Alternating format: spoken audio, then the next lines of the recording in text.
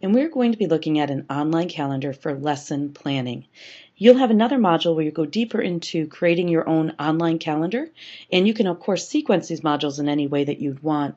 So we're not going to go into the mechanics of the actual creating of the calendar in depth. We're going to really be looking at the lesson planning piece. Well, I've been using Google Calendar forever, and I use it for all different things, but I never thought about it for lesson planning until a teacher showed it to me and said, "Look, I use it for lesson planning."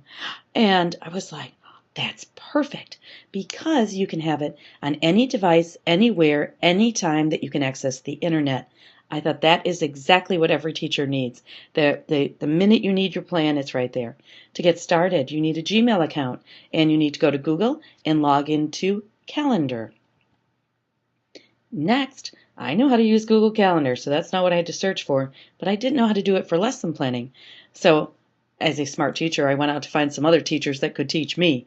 And so that's exactly what I did. So I put Google Calendar for lesson planning as my search term. And the very first one, I always check the address right underneath. And the green address I was looking at, okay, it's coming from Google, but I was wondering what that was. I wasn't sure. And I'm looking, there's quite a few people that can help me. I skip what Google has to offer for right now, the first one, and I went right to the next one, which is a blog. I know it's a blog because it says WordPress, which is usually a blog. So I went right out there, and this wonderful teacher had just had a blog post about storing lesson plans on Google Calendar. Great. So I read the little blurb, and in last week's NT chat, David shared a tip for lesson planning, store them on Google Calendar. And I was like, great, this is good. But I didn't know what NT chat was. So back to Google, and I thought new teacher chat. Now, this is a Twitter chat, NT chat. I'm going to guess they chat once a week. And I stopped for a minute. I thought, wow, if I was a new teacher, to have an entire group of new teachers that I could work with, chat with once a week or throughout the week, I thought, how great is that? If you don't know what I'm talking about, that's okay. There is another video that will go into hashtags and chatting and what does that really mean. But to me, it gave me a moment to celebrate that this wonderful teacher is probably a new teacher or close to it, and now he has an entire group of people he can learn from. Oh, how great is that? Well, then I took the link from his site and I watched, it was about a 4-minute video on how to use Google Calendar for lesson planning. I'm like, thank you, thank you, thank you. That 4 minutes probably saved me hours of research. So, of course, whenever I don't know anything, my first place is I stop at Google, but I usually go right to YouTube. And this video is one of those that was listed in the search results. So, 4 minutes, I had it figured out. Now, back to our WordPress blog. This is his first attempt. And this is really important because you can color code your events on a calendar. So as I was thinking back to that you're demonstrating the knowledge of students in Domain 1, that you are incorporating different learning styles, modalities, those all could be color coded. So at a glance, you could see exactly how much you're mixing it up in your classroom in your lesson plans. I'm like, whoo. Now the color coding used to be just one calendar was all color coded. Now within that one calendar, you can have each event have a different color. Wow, that really opens up lots of possibilities. So then I went back to my search results and I went back to the first one in Google. And this was the wow I didn't know before I started this lesson, was Google has an entire lesson plan collection that I can search. On the left you see lesson plan search. I'm like, wow. So I put in the product, which is calendar, searched all, and there it was. There wasn't a lot of them, but I only needed a couple to use to go ahead and walk through. The first one's a fine art teacher, and I'm like, perfect. Off we go. Works with ages 13 to 18. And then I went and viewed the lesson to get a sense of how did this teacher create a lesson using Google Calendar. So now I'm going to use his lesson and his screenshots to go ahead and walk you through how you can do the exact thing with your lessons. So this lesson, it's always fun when you can have a learning adventure, and I'm like, this is what a great idea for art.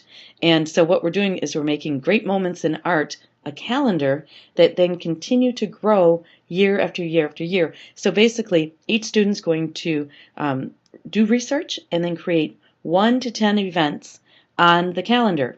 And then, so let's walk through and I'll show you how they're going to do that. First thing is make a calendar. If you have a calendar in Google Calendar for your personal life, you want that to stay personal. If you have one for school, keep that. Make this your specific for lesson plans. If you teach multiple sections, you might want to have lesson plans, biology, lesson plans, world history, whatever it is. You might want to think about a calendar for each lesson plan. I'd imagine it might get too mixed up if you had everything together, but again, this is personal preference. All right, when you create a new calendar, you have to make sure it has a unique name within your calendars, and you want to make sure you give it a description, and you can go ahead and pick lots of different things, but make your calendar. Now we're ready to make events. Now, the only trick when you make an event on Google Calendar is you always have to make the event, title it, but make sure you put it on the right calendar. If you have more than one, very often you go make your event and you go, it didn't show up. I don't know why. It's usually because it ends up on the wrong calendar. But you can see Great Moments in Art. Now go ahead and do the event. But this is something I would not have thought of. And so again, thank goodness there's a great teacher that has come before me. And what his students are going to do is they are going to go into, see where it says edit event details? They're going to go in and make this repeat annually. So this assignment can continue to grow year after year after year. Would not have thought about that. So that's the repeating feature. Kind of like you do somebody's birthday. Now you go ahead and do the event. And I'm like, oh, great idea. And so he went in, MC Escher was born, and dates, times, so on and so forth, and added some details in the description. This is one way that you can do your lesson planning, meaning all the information that anyone would need for that lesson could be in your description. There's also another way to do that, and that's where I'm going to model another way to do that, is by attaching a document to your event. So we'll get into that. But you could do it just this way, just by putting it in the description.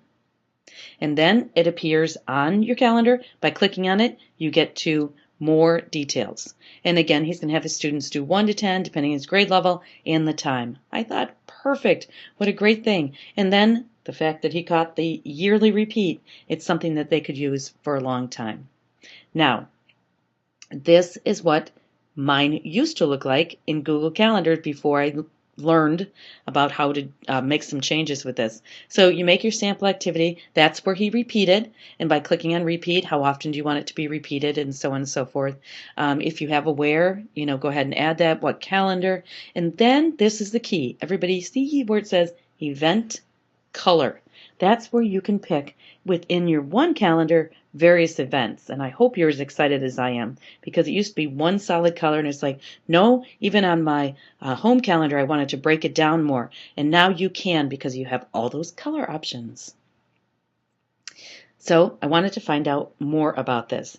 And from one of the links back to my initial, I kept going back to my initial Google Calendar search for lesson plans.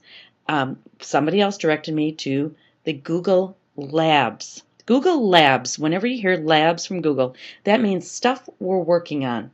It's not quite cooked, we're just practicing, but they invite you to come into the lab so they can kind of watch how you're using it to see, hey, this is a feature people like, or this works or it doesn't work.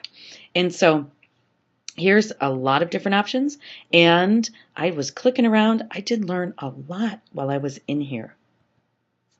And so the lab setting, you get to this from within your calendar. In the upper right-hand corner, there's a beaker. That's the lab. Click on that, and then you can come in and look around like I did. And so here are some of the settings that you can go ahead and change.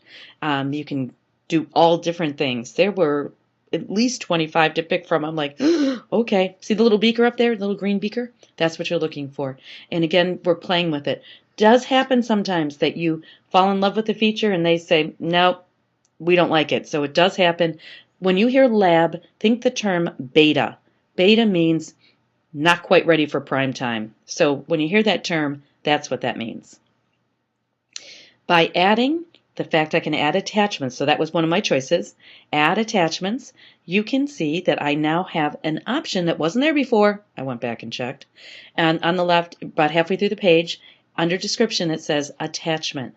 I now can add attachments, anything that I've already uploaded to my Google Drive. So if it's, let's say, for example, it's my lesson plan I'd written up in Microsoft Word, I would take it to go to Google Drive and upload it.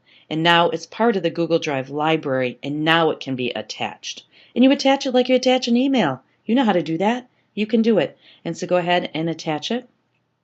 And then it shows up in the event. And then again, vary your colors depending, and go back to, because remember we're in domain 1, and we want to make sure that we are color coding our different small groups, large group, that kind of thing. So don't forget about that as you get excited about some of the features I'm showing you. Don't forget about that feature. So here it is in Google Drive, and now I go ahead and upload it, and then that makes the attachment. So online calendar, you might want to know more about the ins and outs and how to use a calendar. That comes in a different one. But I want you to broaden your thinking from beyond the paper plan book and think about this online calendar. How many other people might need to see what your plans are? Your administrator, maybe a co-teacher. This is a great way. If it's all online and you choose to share that calendar, then everybody can have access to exactly what they need, when they need it, from whatever device they have in front of them. Thanks.